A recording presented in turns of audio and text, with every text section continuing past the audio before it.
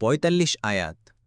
إذ قالت الملائكة يا مريم إن الله يبشرك بكلمة منه اسمه المسيح عيسى بن مريم وجيها في الدنيا والآخرة ومن المقربين।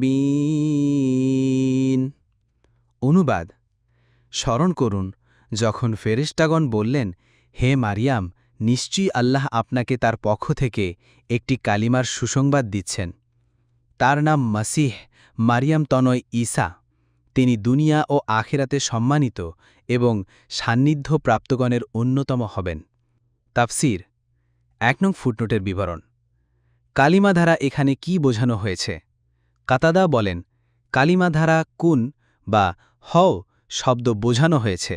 তাবারি: ঈসা আলাইহিসসালামকে কালিমাতুল্লাহ বলার কারণ হচ্ছে এই যে তিনি আল্লাহর কালিমা দ্বারা সৃষ্ট হয়েছেন।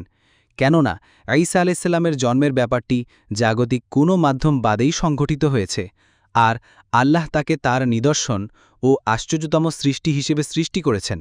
তিনি জিবরাইল আলাইহিসসালামকে মারিয়ামের নিকট পাঠালেন। জিবরাইল আলাইহিসসালাম তার জামার ফাঁকে ফুঁক দিলেন। এই পবিত্র ফেরেশতার পবিত্র ফুঁক মারিয়ামের গর্ভে প্রবেশ করলে আল্লাহ তাকে পবিত্র রূহ হিসেবে পরিণত করলেন, আর এজন্যই তাকে সম্মানিত করে রূহুল্লাহ বলা হয়ে থাকে। তাফসিরে সাদি ২ নং ফুটনোটের বিবরণ। অর্থাৎ দুনিয়াতে তার সম্মান হবে অনেক বড়, কারণ আল্লাহ তাকে দৃঢ়কল্প রাসূলদের অন্তর্ভুক্ত করেছেন।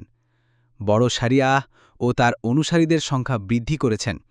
তার স্মরণকে এমনভাবে সারা দুনিয়াব্যাপী করেছেন যে প্রাচ্য পাশ্চাত্য তার সুনামে ভরপুর করে দিয়েছেন। অনুরূপভাবে আখেরাতেও তার মর্যাদা হবে অনেক বেশি। অন্যান্য নবী রাসূলদের সাথেও তিনি আল্লাহর কাছে সুপারিশ করবেন। তাকে আল্লাহ তাআলা দুনিয়াতে যারা তার সম্পর্কে বিভ্রান্ত হয়েছে তাদের ব্যাপারে জিজ্ঞেস করে তার মুখ থেকে সত্য বের করে বিশেষভাবে সম্মানিত করবেন। তাফসিরে সাদি।